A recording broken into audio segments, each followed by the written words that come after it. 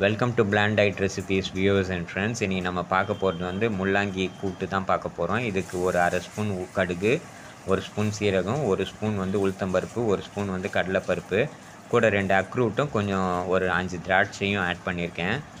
ஏன்னா கொஞ்சம் ஸ்ட்ரென்த்தாக இருக்கட்டும்ன்றதுக்காக. ஏன்னா பிளாண்ட் டயட் தானே பண்ணுறோம் நம்ம, அதனால் கொஞ்சம் எனர்ஜி வேணுன்றதுக்காக, கேஸ்ட்ரோ பேஷண்ட்டுக்காக இல்லை அல்சர் ப்ராப்ளம் பேஷண்ட் இருக்கிறதுக்காக பிளாண்டாக சாப்பிட்றதுனால கொஞ்சம் ஸ்ட்ரென்த் இருக்கணுன்றதுக்காக அக்ரூட்டும் திராட்சையும் சேர்த்தேன். இப்போ கடுகு பொரிய ஸ்டார்ட் ஆகிடுச்சு.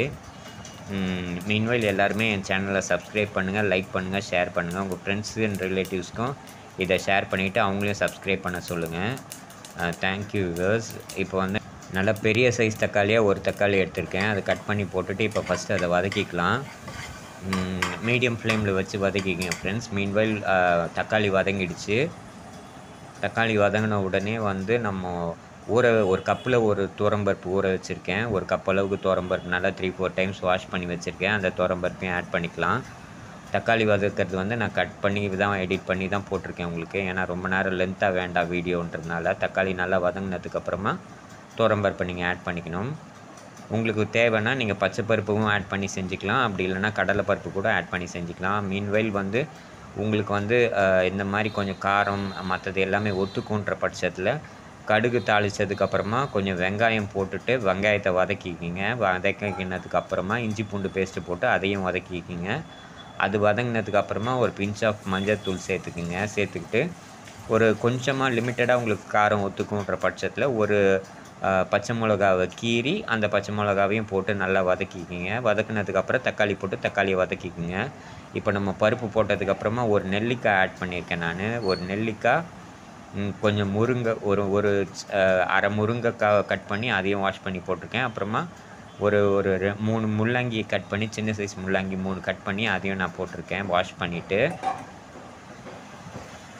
ஸோ இதை நல்லா கலரி விடலாம். ஸோ தட் எல்லா இடமும் வந்து அந்த எசன்ஸ் வந்து கலக்கட்டோன்றதுக்காக. உங்களுக்கு காரம் ஒத்துக்குன்ற பட்சத்தில் நான் முன்னாடியே சொன்ன மாதிரி நீங்கள் காரம் சேர்த்து ஆட் பண்ணி செஞ்சுக்கலாம். காரம் ஒத்துக்காது அப்படின்ற பட்சத்தில் இந்த மாதிரி நான் செய்கிற மெத்தட் நீங்கள் ஃபாலோ பண்ணிக்கலாம். உப்பு வந்து உங்களுக்கு தேவையான அளவுக்கு போட்டுக்கலாம். ஏன்னா முள்ளங்கி வந்து கொஞ்சம் உப்பு பொருள்ன்றதுனால நீங்கள் அரைலேருந்து 3/4 ஸ்பூன் போட்டிங்கனாலே போதுமான இருக்கும். ஸோ எனக்கு வந்து நான் இப்போது அரைக்கும் கொஞ்சம் ஜாஸ்தி போட்டிருக்கேன். உங்களுக்கு எவ்வளோ தேவையோ அந்தளவுக்கு உப்பு ஆட் பண்ணிக்கோங்க. இப்போ வந்து ஃபுல்லாக கலந்து விட்டுடலாம். அந்த பருப்பு அப்புறமா வதக்கின தக்காளி எல்லாமே வந்து அந்த சேர்ந்த மிக்சர் வந்து எல்லாம் முள்ளங்கியோட கலந்தால் தான் நல்லாயிருக்கும். ஸோ அதனால் நல்லா கலந்து விட்டுறலாம். முன்னும் பின்னும் நல்லா கலந்து விட்டுடலாம். கலந்து விட்டாச்சு. இப்போ நம்ம லிட்டை போட்டு மூடிடலாம். மூடிட்டு ஹை ஃப்ளேமில் 4 விசில் வைக்கணும். ஃபுல் ஃப்ளேம் வச்சு 4 விசில் வைங்க. அப்போ தான் வந்து முள்ளங்கி நல்லா வெந்துடும். மீன்வைல் நான் இப்போ டெய்லி போடுற வீடியோஸ் எல்லாமே பிளாண்ட் டயட்டு தான். பிளாண்ட் டயட்னால் வந்து காரமே இல்லாமல் எந்த வித ஸ்பைசஸும் காரமோ மசாலாக்களோ காரமோ ஆட் பண்ணாமல் தான் செய்கிறேன். ஏன்னா அல்சர் பேஷண்ட்டுக்காகவும் கேஸ்ட்ரோ ரிலேட்டட் ப்ராப்ளம் பேஷண்ட்டாகவும் லிவர் ப்ராப்ளம் இருக்கிற பேஷண்ட்டுக்காகவும் தான் நான் போடுறது. அவங்களாலலாம் வந்து காரமோ இல்லை வந்து மசாலா ஐட்டமோ எதுவுமே சாப்பிட முடியாது. ஸோ அவங்க டாக்டரோட ப்ரிஸ்கிரிப்ஷன் படி பிளாண்டு டயட்டு தான் சாப்பிட்ணும். பிளாண்டு டயட்னால் வேக வச்ச சாதம், வேக வச்ச பருப்பு, அப்புறமா அவிச்ச காய்கறிகள் இப்படி தான் செஞ்சு சாப்பிட்ற மாதிரி இருக்கும். அப்படி இல்லாமல் இப்போ நான் செய்கிற மாதிரி நீங்கள் செஞ்சு சாப்பிட்டிங்கன்னா வயிற்றுக்கு எந்த ஒரு இரிட்டேஷனோ இல்லை வயிறு சாப்பிட்டதுக்கப்புறம் வயிற்றை கலக்கி விடுறதோ இல்லை நெஞ்சு எரிச்சல் கொடுக்கறதோ அந்த மாதிரி எந்த ஒரு டிஸ்கம்ஃபர்ட்டுமே வராது.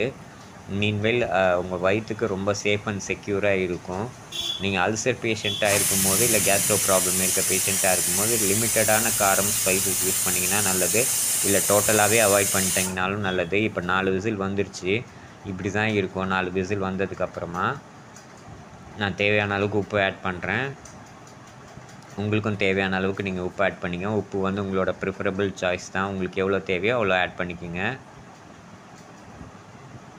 மீன்வைல் வந்து பொரியல் அப்புறம் கூட்டு இது எல்லாமே வந்து தேங்காய் எண்ணெயில் செஞ்சிங்கன்னா ஃப்ளேவரும் டேஸ்ட்டும் ரொம்ப நல்லா இருக்கும். அதை ட்ரை பண்ணி பாருங்கள். ட்ரை பண்ணிவிட்டு எனக்கு கமெண்ட் செக்ஷனில் சொல்லுங்கள். தேங்காய் எண்ணெயில் பொரியலோ இல்லை தேங்காய் எண்ணெயில் வந்து கூட்டோ இல்லை அவியலோ செஞ்சு பார்த்துட்டு எனக்கு கமெண்ட் செக்ஷனில் கமெண்ட் சொல்லுங்கள். எப்படி இருந்தது, அதோட டேஸ்ட்டு வந்து டிஃபர் ஆகிருக்கா இல்லையான்னு. இப்போ நம்ம டெசிகேட்டட் கோகோனட் ஆட் பண்ணுறோம்.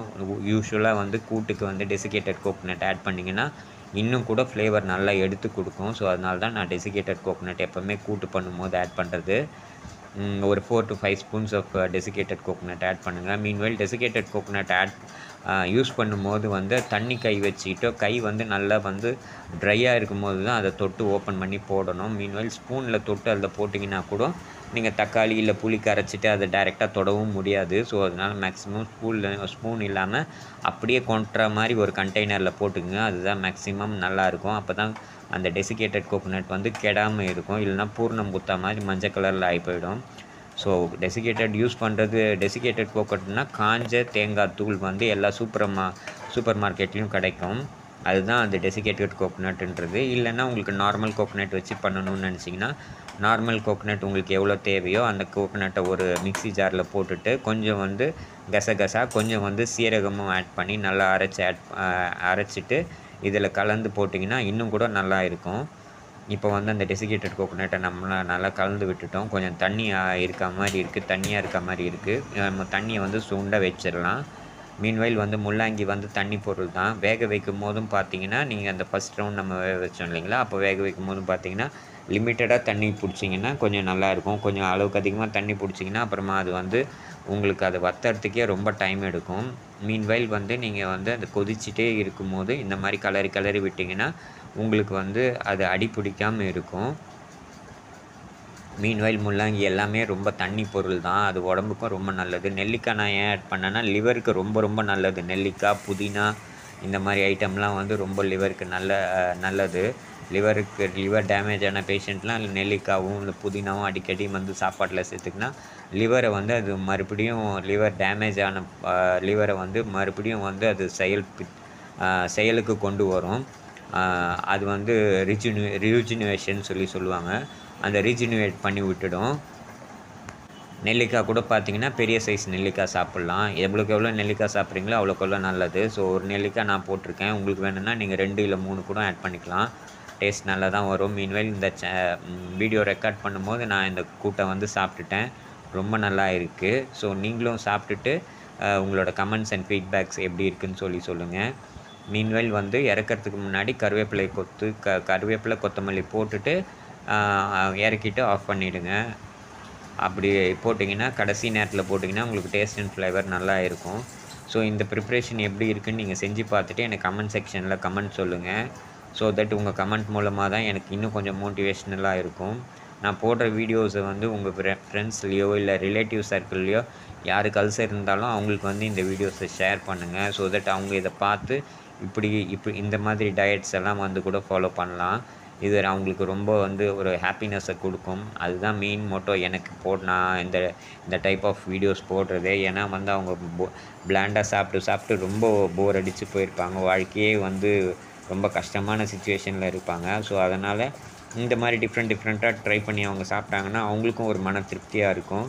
கூட இருக்க நமக்கும் அவங்க வந்து கஷ்டப்படுறாங்கன்ற ஃபீலிங் நமக்கு இருக்காது. ஸோ அதனால தான் நான் வந்து எல்லா டயட்டுமே வந்து பிளாண்டாகவே போடுறேன்.